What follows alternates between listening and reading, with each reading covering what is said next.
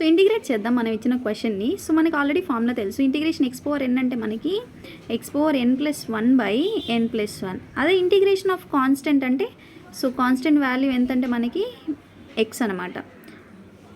So ఎందుకంటే ఇక్కడ with respect to dx చేస్తాం కాబట్టి ఎక్స్ వాల్యూ వస్తుంది. సో ఇచ్చిన క్వశ్చన్ చూద్దాం. Integration of x² dx plus అంటే మనం మల్టిపుల్ పార్ట్స్గా డివైడ్ చేసుకుందాం. So x⁴ dx plus integration of 3 dx. So x⁴n అంటే ఫార్ములా ఏంటి మనకి x⁴n+1/n+1. So n is equal to ఎంత 3. So x⁴2+1/2+1.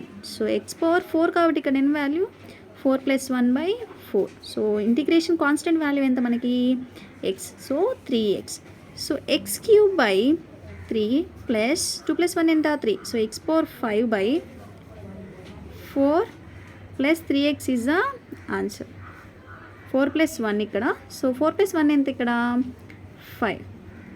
So x⁴ 4+1 x⁴ 4+6 x⁴5/4 5 + 3x. So answer మనకి x³ 3 + x⁴5/5 + 3x.